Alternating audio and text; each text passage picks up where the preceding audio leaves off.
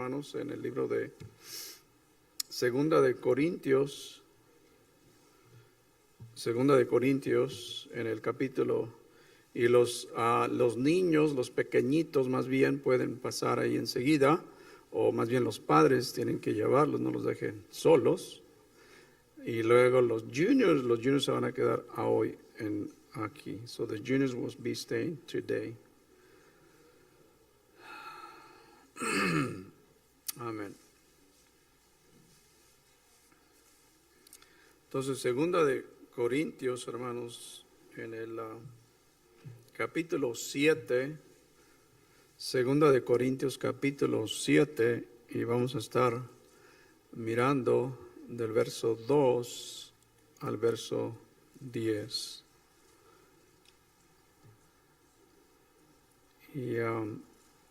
Y mantengan sus Biblias abiertas porque después de la oración, entonces vamos a entrar allí a lo que el Señor tiene para nosotros. Vamos a orar. Padre, en esta tarde te damos muchas gracias nuevamente por este momento tan especial que nos permites de reunirnos como congregación para bendecirte, para adorarte, para darte gracias, oh Dios, por las muchas bendiciones que tú continúas derramando sobre nosotros. Realmente no las merecemos, oh Dios, pero tu bondad, tu gracia es mucho para con nosotros, Señor. Y en esta hora pedimos que tú hables a nuestros corazones por medio de tu palabra, que sea el Espíritu Santo quien nos hable y que nosotros tenemos el discernimiento.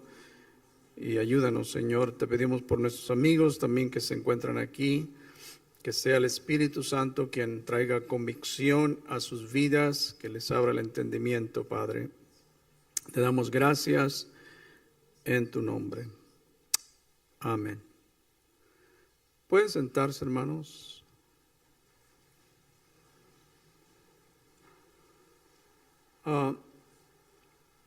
Todo aquel que ministra dentro de la iglesia del Señor Jesucristo, es importante que conozca, y más bien antes de ministrar a la iglesia del Señor, es importante que conozca, tenga un buen conocimiento de lo que es la naturaleza de la iglesia. Y cuando nosotros hablamos de la naturaleza de la iglesia, hay algunas preguntas que nos debemos hacer. Es ¿qué es una iglesia? ¿Qué es una iglesia? Y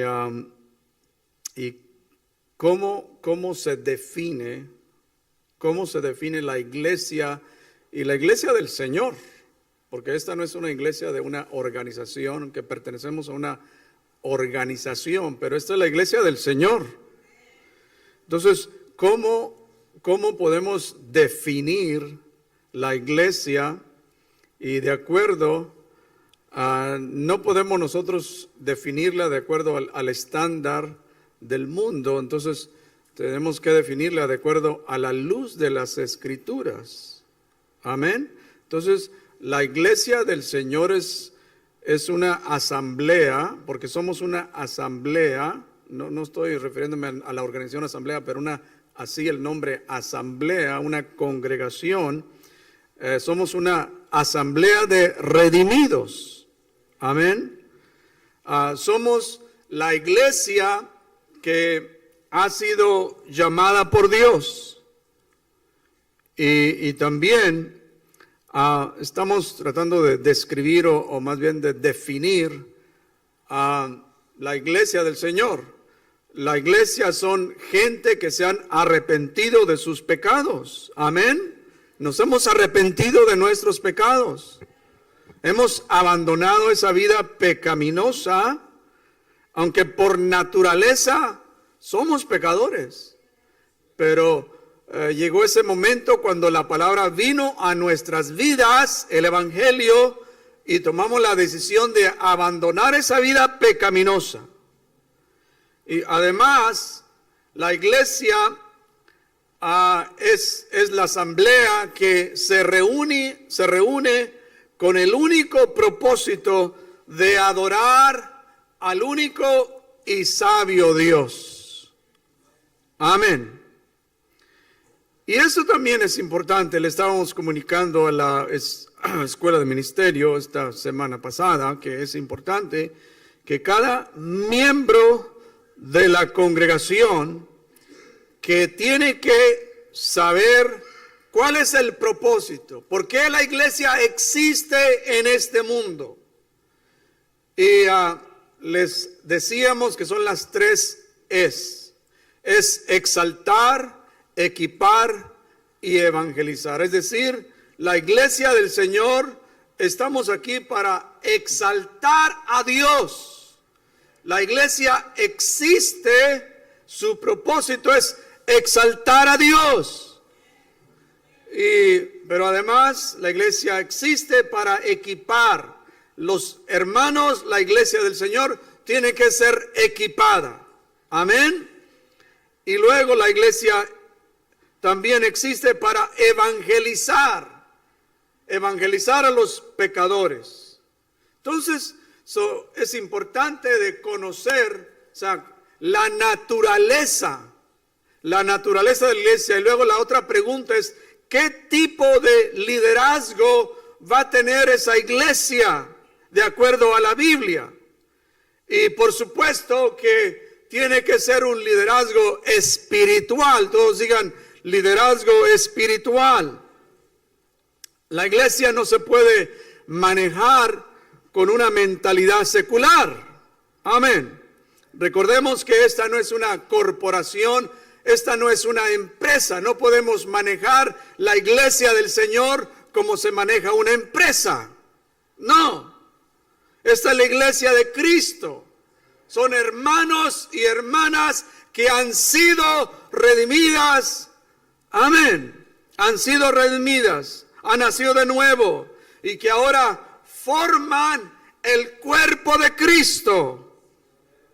Entonces, el liderazgo tiene que tener, para tomar parte del liderazgo, o sea, tiene que tener un buen entendimiento de lo que es la iglesia, el tipo de liderazgo, y nuevamente es de acuerdo a la palabra de Dios, a la luz de las Escrituras.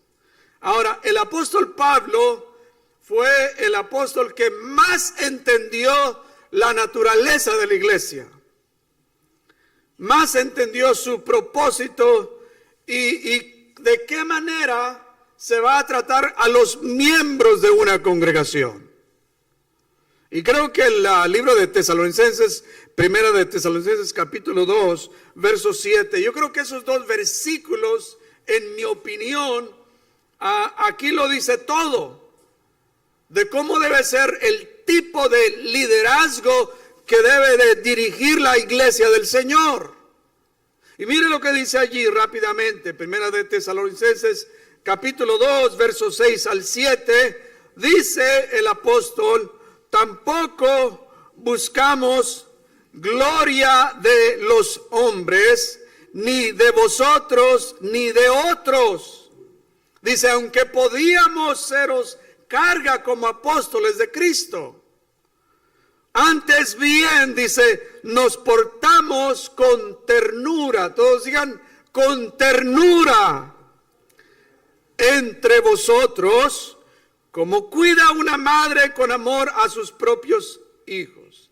Entonces, hermanos, todos los que ministran dentro de la iglesia del Señor, creo que estos 2 versículos los deberíamos de poner en un lugar donde uno estudia frecuentemente, que uno los pueda mirar allí. Entonces nosotros nunca debemos buscar la gloria de los hombres, dice Pablo. Nunca debemos ser carga para la iglesia. Amén. Y también aquí nos dice del tipo de comportamiento, dice, llevar un comportamiento tierno. Y luego aquí dice también el apóstol de cuidar a la iglesia. Y luego así como la madre cuida a sus hijos. ¿Se da usted cuenta? Y cuando uno lee estos versículos, pues personalmente me doy cuenta que hay mucho que uno tiene que aprender y mejorar. Entonces, este es el tipo de liderazgo que la iglesia, y oremos por nuestros líderes, hermanos. Oremos por nuestros líderes. Ahora, ustedes ahí miran en 2 de Corintios, por favor, capítulo 7, y en el verso 2. Y dice, admitinos, entonces significa hagan un lugar en su corazón. O sea, le está diciendo el apóstol. Recordemos, hermanos, que el apóstol está escribiendo a la iglesia, ¿dónde? A los corintios. La iglesia que estaba en Corinto, esta es una carta, esta es la segunda carta que es enviada a la iglesia en Corinto. Y lo dice aquí, entonces le dice, a nadie hemos agraviado, a nadie hemos corrompido, a nadie hemos engañado. Ahora, una de las maneras para interpretar correctamente la palabra de Dios es mirar el texto literalmente, lo que dice, no lo que yo quiero que diga, no lo que yo pienso que quiere decir, sino que literalmente lo que dice. No es complicado esto, hermanos. O sea, literalmente lo que entonces, a nadie hemos agraviado, eso dice, ¿no? A nadie hemos corrompido, a nadie hemos engañado. Entonces, Pablo era apóstol del Señor que amaba a Cristo, amaba a su iglesia. Entonces, estos versículos nos hablan de Pablo, está hablando con una completa honestidad del apóstol. Sus motivos eran limpios. Él no tenía una agenda oculta. No buscaba intereses personales. Lo único que a él le interesaba, le preocupaba es cómo contribuir a la iglesia de Cristo. O sea, cómo edificar a los creyentes, cómo animarlos, fortalecerlos, cómo avanzar el reino de Dios. Y en toda su trayectoria ministerial o ministerio apostólico, nadie lo podía acusar al apóstol de perjudicar, de dañar o hacer tropezar a los hermanos, o mucho menos aprovecharse de ellos. Y nuestro Señor Jesucristo, en Mateo capítulo 18, verso 6, dice, y miren estas palabras que son tan importantes que nosotros que estamos en este asunto del ministerio, debemos analizar y mirar estos versículos. Y miren lo que el Señor dice Mateo 18:6, dice, cualquiera que haga tropezar a alguno de estos pequeños que creen en mí. O sea que si uno como ministro del Señor hace algo para tropezar, para dañar la fe de los creyentes, y entonces aquí el Señor pone una advertencia, dice, mejor le fuera que se colgase al cuello una piedra de molino de asno y que se le hundiese en lo profundo del mar. Eso está serio, hermanos. O sea, hacer tropezar a un hermano, a los que creen en Cristo, dañar la vida espiritual. Y en nuestra trayectoria hemos visto algunos que, amén, que hacen tropezar a otros, dañan su vida espiritual. Porque saben una cosa, que los maestros, los falsos apóstoles y los maestros de aquel entonces, ellos eran amantes de la avaricia. Amaban el dinero, amaban la gloria de los hombres, eran altivos, hacían mercadería de los hermanos, ellos se aprovechaban de las ovejas. Amén. Nuestro hermano Josué de la Rosa el jueves pasado estuvo compartiendo acerca de la avaricia, este jueves pasado. Y me gustó, citó un versículo. Mire lo que dice rápidamente ahí en Isaías capítulo 56, verso 11. Después de que lo escuché, dije, wow, yo no sabía que había tanto que decir acerca de la avaricia. Pero en Isaías 56, 11, aquí dice, y esta es una palabra bastante fuerte, contra, no es a favor, sino que es contra. Estamos hablando del Antiguo Testamento, en el tiempo del profeta Isaías, y entonces había aquellos pastores, ministros, que se aprovechaban de la grey. Amén. Que transquilaban a las ovejas, si me pueden entender. Estaban más interesados en la lana de las ovejas, si me pueden entender. Amén. Entonces aquí Isaías los describe en Isaías 56, 11. Y mire, usa palabras, un vocabulario bastante fuerte. Dice, y esos perros comilones son insaciables, y los pastores mismos. Ay, Dios mío, ayúdanos. Ayúdanos, Señor. Y los pastores mismos, dice, no saben entender. Todos ellos siguen sus propios caminos. Cada uno busca su propio provecho, cada uno por su lado. Pero usted no va a encontrar este tipo de actitud en Pablo. No.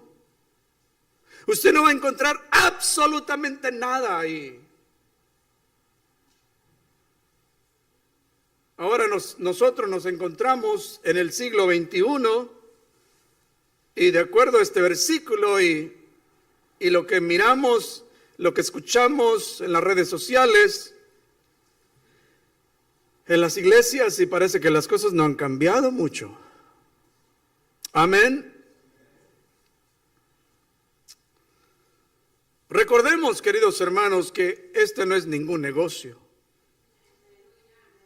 No, la iglesia del Señor no es ningún negocio. No es una empresa, no somos empresarios, no somos negociantes. No es una corporación.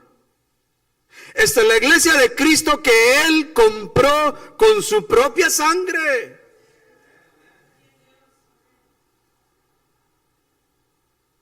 Y hermanos, es algo que uno constantemente se examina, a menos yo me examino mis motivos, si son motivos personales, intereses, constantemente uno tiene que examinarse. Y en ninguna manera al decir esto estoy tratando de como que soy un santo. No.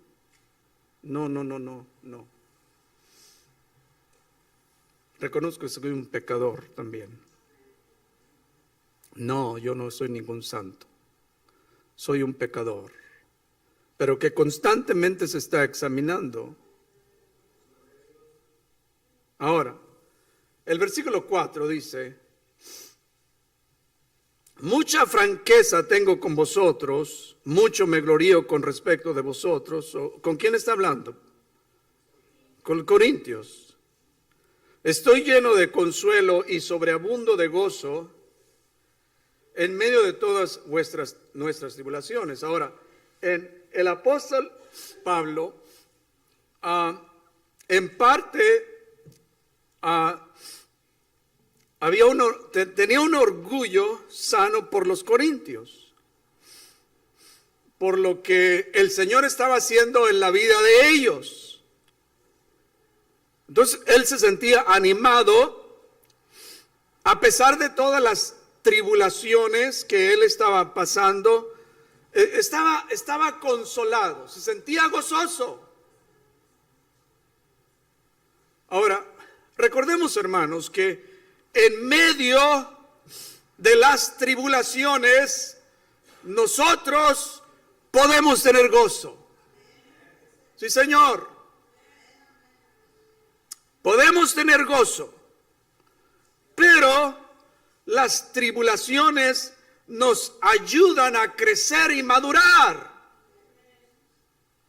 Es necesario de pasar tribulaciones. Es importante que comuniquemos a nuestros amigos que se van a bautizar que va a venir tribulación. No les digamos que todo va a ser color de rosa. Eso es mentira del diablo. Vamos a pasar tribulación, vamos a pasar angustia. Pero las tribulaciones nos ayudan a crecer, a madurar. Nos ayudan a ser pacientes. Nos ayudan a confiar en Cristo y no en nosotros.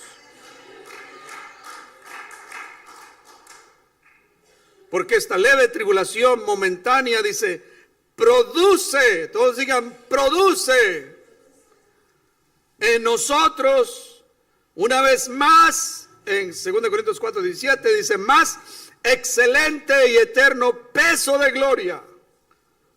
Es decir, las tribulaciones tienen más valor que todo sufrimiento que podamos pasar aquí en este mundo. Ahora, por la causa de Cristo. Amén. Porque hay gente que es angustiada, no por la causa de Cristo, por sus asuntos personales, es decir, se meten en problemas. Ellos mismos se meten en problemas. Y son afligidos, son angustiados, son etcétera, etcétera. Pero no, esto es diferente, es por la causa de Cristo. Entonces, estamos hablando de algo que tiene mucho valor para la eternidad.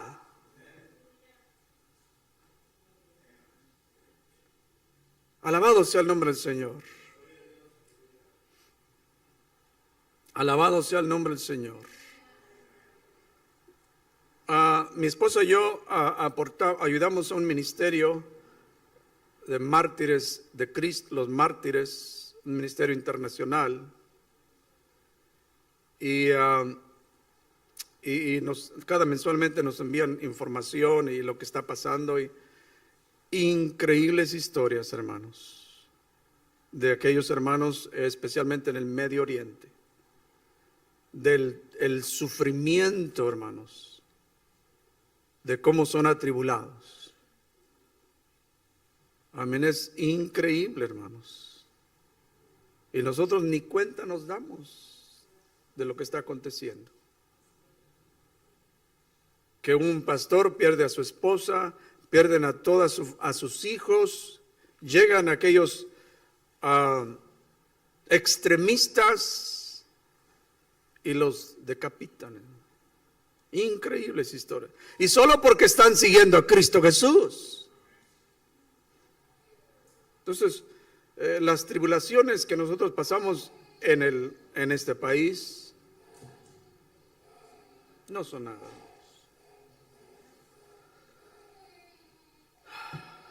Ahora, el versículo 5.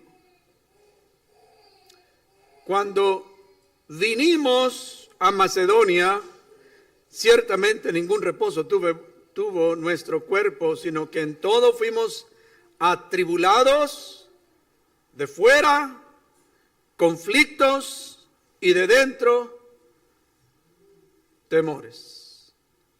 Entonces, la vida del apóstol era una vida de, claro, había la bendición, había el gozo, pero constantes tribulaciones.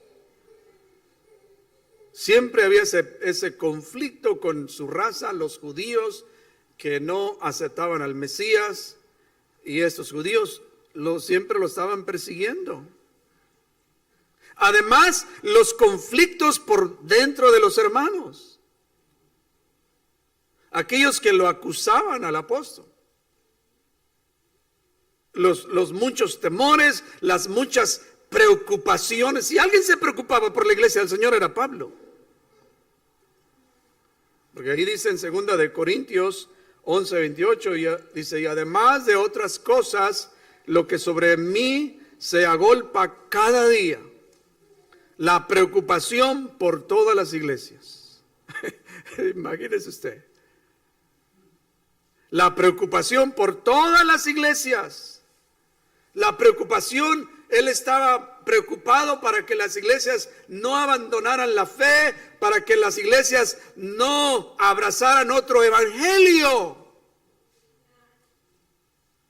Se preocupaba porque los falsos andaban invadiendo allí, los falsos apóstoles estaban invadiendo con sus falsas doctrinas. Esa era su precaución de siempre. Verso 6. Pero Dios, me gusta ese pero Dios que consuela a los humildes, dice, nos consoló con la venida de Tito. Dios es un Dios de consolación. Dios consuela nuestros corazones. Somos testigos de eso. Dios consuela a los quebrantados. Y Dios usa a otros hermanos para que nos consuelen. Porque Pablo fue consolado por Tito. Estos hermanos nos consuelan, nos animan. Nuevamente, gracias por la iglesia del Señor, por los miembros. Y dice aquí que Dios consuela a los humildes. O sea, Dios tiene un cuidado especial sobre aquellos que están caminando en humildad. Amén. Pero a los altivos es una historia diferente. Mire el Salmo 138, 6, dice, porque Jehová es excelso y atiende al humilde. ¿Usted quiere ser atendido por Dios? Camine en humildad. Así de sencillo. Dice, mas al altivo, ¿cómo lo mira? Lo mira de lejos. Entonces la venida de Tito, eso le causó una consolación, o sea, por verlo, pero más bien la consolación que Pablo recibió era por el reporte, el informe que Tito le trae a Pablo. Porque mira el versículo 7, dice, y no solo con su venida, sino también con la consolación con que él había sido consolado en cuanto a vosotros, haciéndonos saber vuestro gran afecto, vuestro llanto, vuestra solicitud por mí, de manera que me regocijé aún más. Y luego el versículo 8 dice, si les causé tristeza con mi carta. Ahora, entonces Tito envía esta carta, la primera carta. O sea, Pablo se escribe esta carta, entonces Tito va a Corinto y le lleva esta primera carta. Ahora, esta primera carta que le envió iba bastante fuerte. Bastante fuerte. Amén. Ahora dice Pablo, si les causé tristeza con mi carta, Pablo dice, lo siento mucho, amén. No, no, no, no, no, no, no, no, no. No, no. No quise ofenderlos, perdónenme, no. O sea, la carta llevaba, estaba bien. Sí, porque allí escribe, dice, uno que andaba en la iglesia, dice, en la carta decía, entréguenselo al diablo. ¿Se recuerdan? ¿Se recuerdan? O sea, los asuntos que estaban aconteciendo en Corinto y ellos como si nada. Y allí en paz dice, entréguenselo al diablo. Entonces, no. Pablo no dice aquí lo siento mucho, dice no lo siento.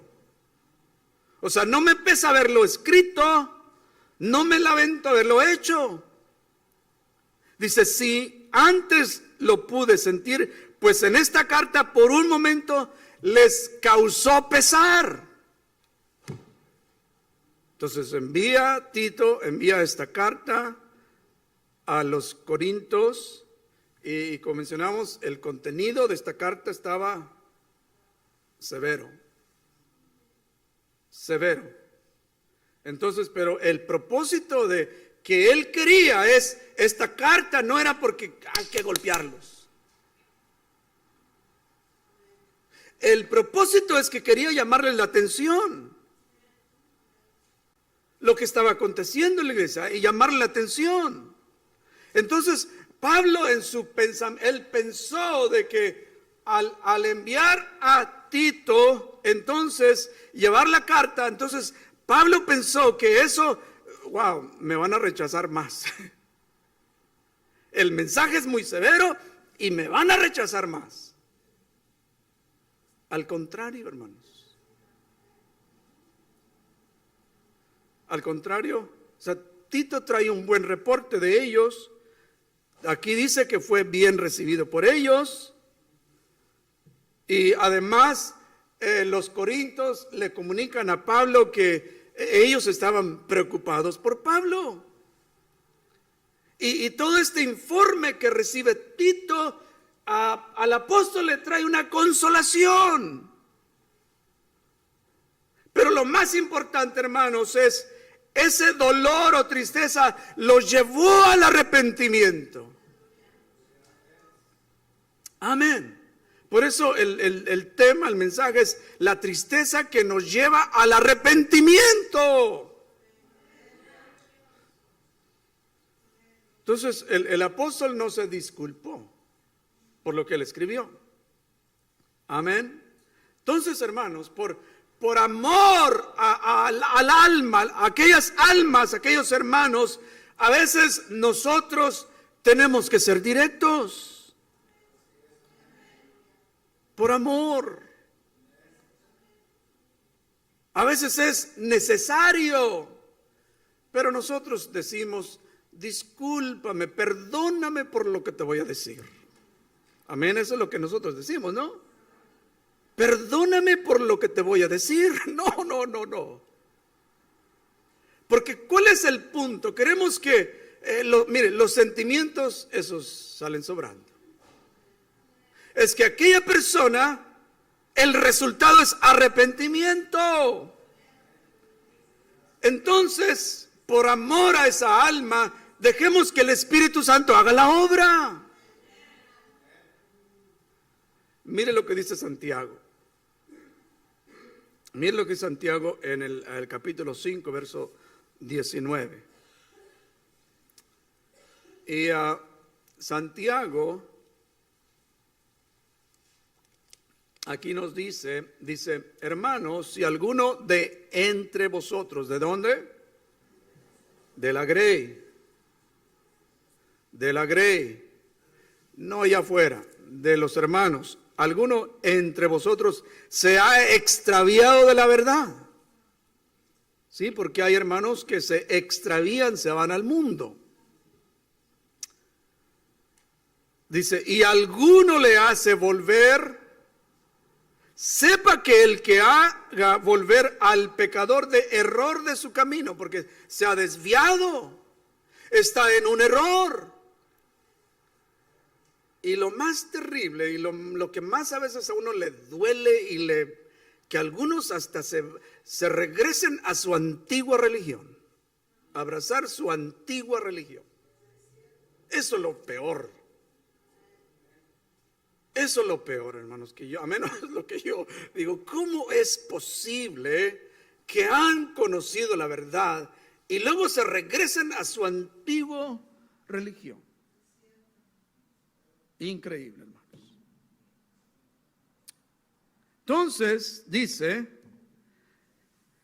sepa que el que haga volver al pecador del error de su camino, dice, salvará de muerte un alma. Entonces, por amor a esa alma, por amor a esa alma, olvidemos de cómo se siente, olvidémonos de eso. Pero dice, salvará de muerte un alma. Entonces es una buena obra cuando alguien hace eso. Y no tiene que usted esperar al pastor o al ministro para que lo autorice. Si usted mismo se da cuenta, ay, por favor ayude a un hermano. Tome la iniciativa y con misericordia y todo lo demás y hable con él directamente y dejar que el Espíritu Santo obre allí. Alabado sea el nombre del Señor. Versículo 9 dice, ahora me gozo, dice, no porque hayáis sido contristados, sino porque fuisteis contristados, ¿para qué? O sea, Pablo dice, me gozo, qué buenos, tan tristes, están doloridos, qué bueno eso. No. Sino porque fuisteis, el gozo de él era que fuisteis contristados para, todos digan, para arrepentimiento. Ahora, es importante de notar que una cosa es estar contristado y otra cosa es arrepentirse. Amén. Nuevamente, una cosa es estar contristado y otra cosa es estar arrepentido. Miremos dos ejemplos. Pedro lamentó haber negado a Cristo. Amén. Él lamentó haber negado a Cristo. Y Pedro se arrepintió. Porque dice Lucas, saliendo fuera, dice, lloró amargamente. Pedro lloró y se arrepintió. Pedro lloró, se arrepintió de haber negado a su Señor. Judas lamentó haber traicionado a Jesús. Pero Judas, en vez de arrepentirse, se suicidó. Porque dice Mateo, dice, salió y fue y se ahorcó. ¿Se da cuenta la diferencia? Que uno se arrepintió, pero otro simplemente se lamentó. Entonces, estar contristado es sentir dolor, lamentarse, llorar de tristeza.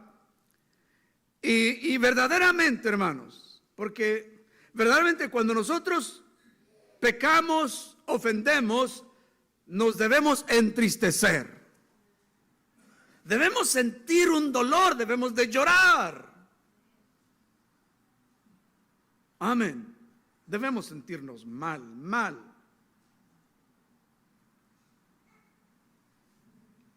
Y arrepentimiento es cuando nosotros cambiamos nuestro pensamiento, cambio de pensamiento y una actitud hacia Dios. Dejamos la rebelión y nos volvemos a Dios. Amén. Dejamos la rebelión y acudimos a la misericordia de Dios. Ahora mire lo que dice Proverbios capítulo 28, verso 13. Dice, el que encubre sus pecados no prosperará, mas el que los confiesa, pero no termina allí.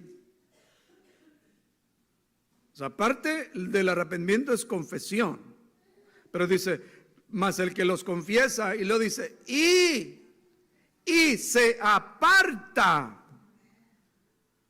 Entonces, el que los confiesa y se aparta, alcanzará misericordia. ¿Se recuerdan de la parábola del, lo llaman el hijo pródigo, aunque la Biblia en sí no dice el hijo pródigo, simplemente un hijo? Pero bueno, todos lo entendemos, la parábola del hijo pródigo. El hijo se arrepintió de haber abandonado la casa del padre. Después, todos conocemos que estando allá y malgastó el dinero y él recapacitó. Estoy aquí viviendo una vida miserable. ¿Por qué abandoné la casa de mi padre? Allá estaba todo. Bueno, él se arrepintió porque ofendió a Dios y a su padre. Dice, Padre, he pecado contra el cielo y contra ti, y ya no soy digno de ser llamado tu hijo. O sea, es un verdadero arrepentimiento. Ahora, en el versículo 10, y ya vamos a terminar, pero el versículo dice, porque la tristeza que según Dios produce arrepentimiento, ¿para qué? Para salvación, de que no hay que arrepentirse. Entonces, el arrepentimiento genuino y verdadero siempre nos debe llevar a una relación con Dios. Pero también es algo que debemos de notar, que el arrepentimiento en sí mismo, no nos lleva a la salvación. Amén. El arrepentimiento genuino más la fe en Cristo, acompañado de la gracia y la misericordia de Dios, es el resultado de salvación. ¿Sí me explico? Que el arrepentimiento genuino más la fe en Cristo, acompañado de la gracia y la misericordia de Dios, el resultado es la salvación. Porque Dios no quiere que ninguno se pierda, como nos dice Pedro, no queriendo que ninguno perezca, sino que todos ¿qué? Procedan ¿a qué? Ahí está, que todos procedan al arrepentimiento. O sea, Dios no quiere que tú perezcas en tu pecado. Amén. ¿Se recuerdan las palabras que el Dios del cielo le comunicó al profeta Ezequiel para que comunicara esto al pueblo de Israel? Bueno, aquí dice Ezequiel 33:11, y aquí el Dios del cielo les dice, diles, dice, vivo yo, dice Jehová el Señor, que no quiero la muerte del impío. ¿Sabes cómo el Señor con un tierno corazón? No quiero la muerte del impío.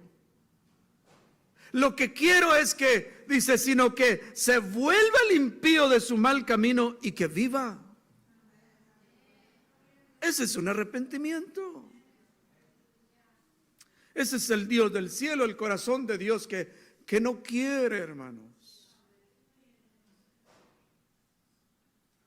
Pero aquí están las malas, el versículo 10. Entonces, solamente el arrepentimiento genuino, entonces nos lleva a una relación con el Padre, amén. Nos debe de llevar a una relación con el Padre. Ahora, en el versículo 10 dice, pero la tristeza del mundo produce muerte. Es decir, la gente que no conoce a Dios, cuando ellos hacen lo malo, ellos también experimentan ¿qué? Culpabilidad. Amén. Sí, la gente que no conoce a Dios, también ellos experimentan culpabilidad, también ellos sienten dolor, a veces hasta sienten lástima de sí mismo, sienten remordimiento, se sienten avergonzados. ¿Se recuerdan, hermanos, cuando estábamos en el otro lado? ¿Verdad que sí? Aunque no conocíamos a Dios, pero nos sentíamos mal. Sí. Es la realidad. O sea, uno se siente el remordimiento, avergonzados, se siente desesperado y también la conciencia nos redarguye. Y lo triste es que algunos los lleva hasta la muerte. Ahora, y con esto terminamos. Pero lo más triste es que la tristeza que el mundo experimenta no los conecta con la gracia y la misericordia de Dios. O sea, se sienten mal, pero a ellos no los conecta con la gracia y la misericordia de Dios. ¿Sabe usted eso? Pero nosotros sí. Y eso es lo que nos debe, gente que no conoce al Señor, eso es lo que lo debe de llevar. El arrepentimiento que nos lleva ahí a relacionarnos con el Padre Celestial. Y esa es nuestra oración, que las personas que sí se arrepientan y que se apeguen allí a la misericordia, al Espíritu Santo de Dios.